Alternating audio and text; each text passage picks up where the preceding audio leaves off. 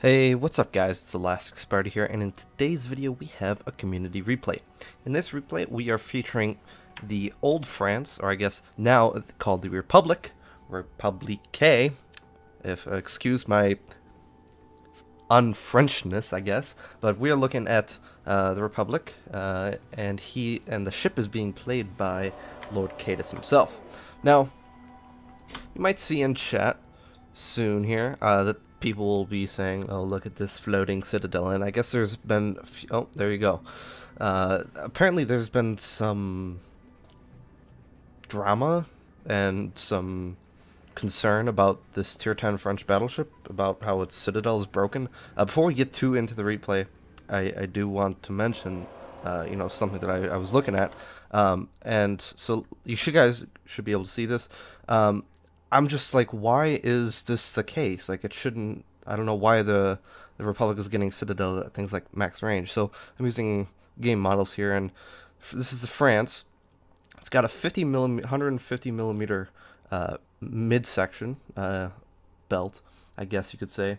It's also got a 60 millimeter that's right below it, and of course the 32 that is the upper deck, and of course that 32 mil can get penned quite easily by HE, but we're talking about long range AP here, and I think that's a lot of what the concern is. So I was just, in total that would be about 100 or over 200 millimeters of armor.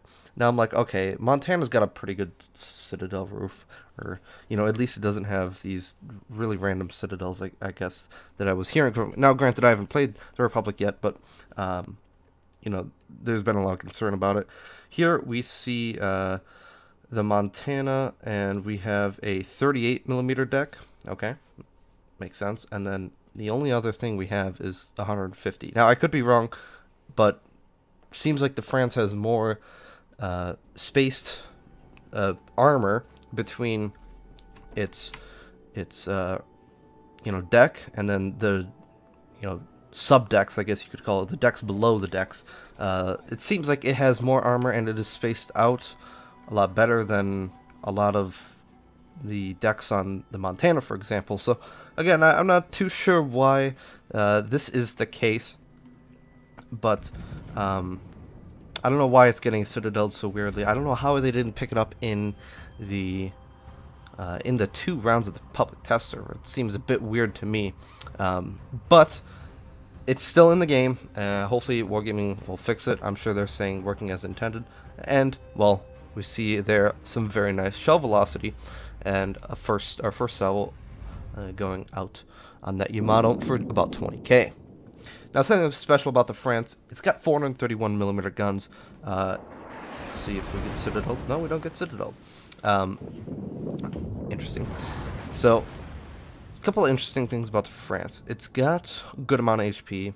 Granted, other tier 10 battleships have better, but it's good enough for tier 10.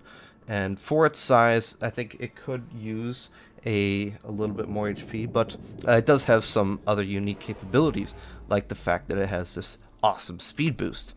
And I don't know if we can't see, because for some reason replays are still weird.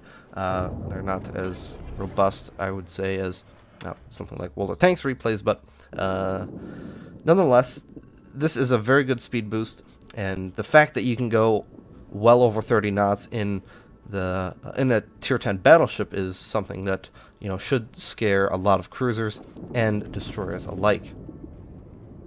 Now, by any means, I'm not saying go and chase down destroyers, but it's something you can add to your repertoire, I should say. So another interesting thing about the France is that it does only get 8 guns. Again, they are 431 millimeters, so they do have a little bit more pen, and this is good for sometimes angled battleships, as well as a lot of cruisers too. Things like Hindenburgs, which are notorious for bouncing a lot of shells, and we see a double citadel there with 2 more pens, and our Henri buddy in our division, Dung King, he actually ends up finishing that Charles Martel. So, very good start to this game here. Notice we actually didn't go towards A. I would have suspected that, seeing that we've got a French cruiser, the Henri 4, or HIV 4, or, no, HIV, I should say, along with it, the Republic, which both have speed boosts, and they aren't the best concealed ships, but they do have speed on their side, and that's a pretty good factor, and a pretty good characteristic to have when you are kiting. So I'm a bit surprised they didn't at least contest A, but nonetheless they helped their team push through C, and we also managed to cap B. So far it's been a good replay. Now the thing with the Republic, it seems to have pretty good shell velocity. Like, look at this, 23 kilometers, about 13 seconds. The pen is nice, as I've mentioned before, as well as some of the HP. However, it could have been better. Now, I don't know why the armor is just so bad. It seems like it's actually quite troll. I mean, up close it seems to be even better than something like the Kurfürst. It does have more, I believe, 20 millimeters more of that turtleback armor, turtleback-like, I should say. I'm sure some of the history nuts would critique me, but it does have very good armor. It looks like up close, except at range it does seem to, for some reason, need a lot of citadels. Now, I'm not saying that other battleships don't have this problem as well, because I've heard from people who've played the game a very long time, such as myself and some of my other friends, that they experience the same or similar issues in other Tier 10 battleships. I don't know why there's such a fuss up about the Republic, but either way, we're gonna move on. So with 8 guns, something. Oh, here maybe no, very good awareness, I should say, of noticing what is shooting at you. And it seems like the Republic does have that kind of French/British nice acceleration. So that is also nice. Something you have to watch out though for in the Republic is that while you only have 8 guns, you can get dispersion like this, where it's just all over the damn place. And of course, some battleships like Yamato, even Montana too, if you're using the accuracy module, you do expect to get a couple hits there, maybe an overpen or a regular pen. But with the Republic, this is always going to be its problem. It's why I didn't really like the Friedrich so much. It's because it has 8 guns. And 8 guns versus 12 guns or even 9 guns a lot of times, you can notice a difference, especially in the amount of shells that you hit. Nonetheless, we are doing quite well though. The guns do hit quite hard, which is, of course, good. So far we've been doing the support role, and that's one of those things where I think the Republic is good at. It does get a nice heal, but I think its strength is the fact that it does have good maneuverability, at least in terms of speed. In terms of rudder shift, it could be worse, could be better. But it is, I would say, more of a support battleship than a pushing battleship.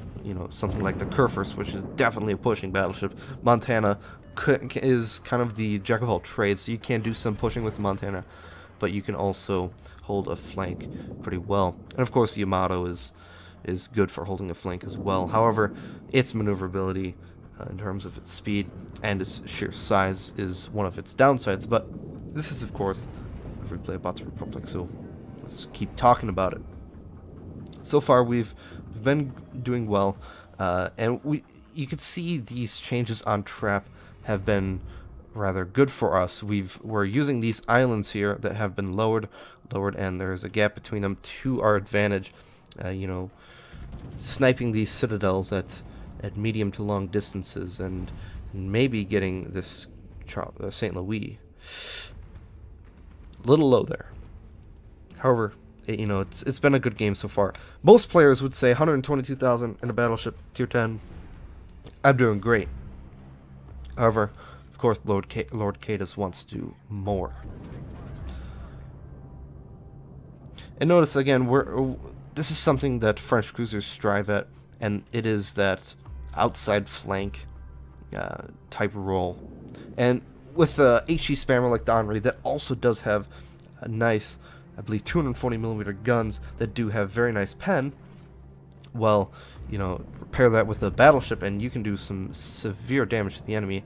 And we see this Montana sitting still, and look at that awful dispersion. Somehow we still managed to get a citadel though, which is of course nice. Seems like that is kind of the trend with this. It seems like you get a lot more random citadels than consistent pens and consistent citadels. It seems a lot more random, at least from this replay. Again, I haven't seen too much Republic gameplay, nor have I played it. I'm still on the tier 5. Regardless of that, our team is slowly losing B. We don't have much of a presence there. You know, of course, we do have almost all of our ships in almost one quadrant, and then of course the Chungmu that's, you know, contesting B, which he's doing a great job of, and we should probably get our horses on. So I think right now the biggest threat would either be the Yamato or the St. Louis. So if we can get the St. Louis, who looks pretty overconfident in his armor and his angling, I guess, well, I don't think he's confident anymore. A very nice shot, and again, something you can see with Republic. You know, you get those nice citadels quite often. You know, granted, a lot of other battleships could have done that same thing, but it seems like, you know, when we have a total of 40 shell hits, and you know, almost a quarter of them are citadels. Well, you know, it's interesting because a lot of the ships haven't been giving a whole lot of broadside. Like this Des Moines, he's probably angled about 45-ish degrees when the shells hit. So we'll see how this pans out. No citadels, but you know, things like that Iowa or that Montana earlier in the replay, where most battleships wouldn't, you know, if you're angled like that at that range, you know, you wouldn't think to get a citadel. So I'm sure Lord Cadus, you can comment down below if you would like. I think it's a bit surprising at times. Of course, when you do have Iowa showing broadside, oh, he just moved forward. That dirty dog. But we still got a nice pen. You know, things like this. This position is great for the Republic. You know, people aren't shooting at you, so you don't have to worry too much about the differential in HP. You know, you don't have to really worry about the differential in the, oh my lord, 16k, another citadel. You don't have to worry about the you know, lackluster gunpowder and firepower that you have compared to other tier 10 battleships. You know, you are not the focus, and that's, I think if you played French cruisers, this should be kind of self-explanatory at this point. You know, this is what you do. You go on a flank and you just rain down hell. Best part is, this game's not even close to being over. Now, some might say that this is pure damage farming, and, well, frankly, that's what the French are good at. They're good for kiting, and they're good for damage farming.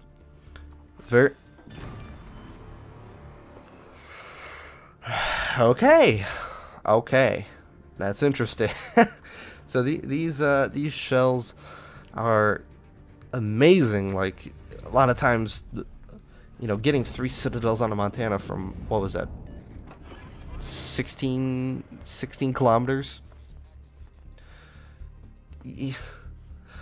I mean, you can do it in other battleships, but my god, like 12 citadels in a battleship? I'm just blown away. Let's see on this Alsace. Alsace is one of the better tier 9 battleships that have been recently added to the game. Much better than what I would say is a Friedrich the Grosse. 2 pens, 1 overpen, not bad. But again, it's what the French do. It's this outside gameplay that the French really strive in, and we haven't put our armor up to the test a whole lot, which I would have liked to a little bit more. We do see 20k from there, from that Alsace, but again, we were showing good amount of broadside. Nice, another another I can't believe I'm saying it at this point. Another citadel on the Des Moines that was bow in.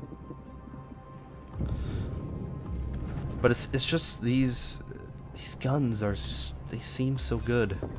You know, sometimes the dispersion can just completely poo on you, but I think possibly the Sigma does help that out, counteract that dispersion. But it seems like a pretty good battleship, at least from my point of view.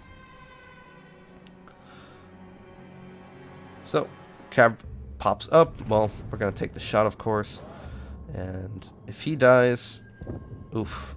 Underestimated the lead we needed there. Remember, for cabs and even all Russian destroyers, and I guess French cruisers as well, when you think you've added enough lead, add that little bit more. So Alsace does get a pretty nice salvo on us. Our return salvo isn't nearly as good, but of course we do have the HP to spare. Of course, the armor angling, I should say, it could have been a little bit better there, but can't complain. It's the end of the game. We were pretty much on full health. We still have 4 repairs left. You know, I would say we're pretty safe. Plus, we do have the ship advantage, and of course, we are, like I said, we have got those two heals, and we've got these very nasty 431mm guns.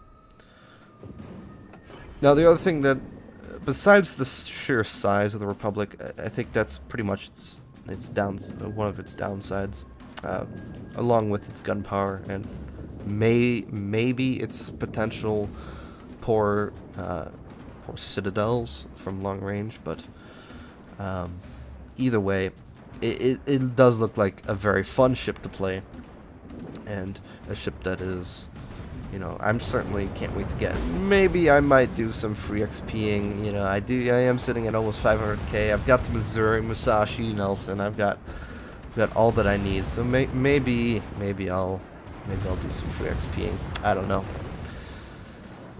Either way, this Alsace is gonna go down here soon. Okay, we knock out his guns. Secondaries. Maybe we'll get the kill. We end up killing him through secondary fire, which is, of course, very nice. 299k. I'm gonna speed this replay up. I don't think anything happens. I don't know if the cab actually is going to show himself here. He does. Let's see who kills him. That Henri does. Alright guys, so looking at the post-battle results, very good in the game. 300k. I think in the email, Lord Cadus said this was his like 8th game in this ship. Either way, it was a very nice display of what the Republic, or the France, as it was known, is capable of. Of course, 613k, 7k XP, 1278 free XP, Confederate Devastating Strike, Kraken, and High Caliber. We could have had a lot more Devastating Strikes. Now, again, if we were in Montana and we're in these situations, I think it could have been possible that we would have gotten more Devastating Strikes, or possibly even like something like Yamato. But with only these 8 guns, you know, sometimes you are a bit limited with that Devastating Strike capability. But 62 shell hits, 13 citadels, so that is quite impressive. 5 kills as well, and 299,000 damage to end the replay. Team score wise, we do have over 3k base XP, 3,176 to be exact. A very nice replay. Dung King is, you know, in second place, 2,163 XP for him as well. 8 kills between the two, so that was a very nice replay. I'm sure the only reason Lord Cadus got above his division mate was because he did get that 1 plane kill. You know, plane kills, they do, you know, solve that almost 1,000 XP differential between players. But, you know, it's just a meme. But either way, We don't have the other two post-battle results, so if you are going to send us a replay, send it to BIAworldofwarships. Please include the replay itself and the post-battle results screen. It does help us a lot because it does help us filter the games and, you know, things of that nature. So, and please as well, you know, enter a description. So even if you don't have, let's say, a good game, maybe there is something really exciting that you want to show us, and you know, we'll take that into consideration as well. So please include all those things if you would. And I hope you enjoyed this Republic gameplay, and let me know down in the comment section down below if you guys are going to be grinding this line, or if you are like Lord Cadus and are at the Alsace, or you do already have a Republic. It'll let me know what you think about the supposed Citadel, you know, bad Citadel coding, I guess. Come on, Wargaming. But let me know about that in the comment section down below, what you guys think. Anyways, guys, that's about it from me. I hope you enjoyed this community replay, and I'll see you guys in the next video.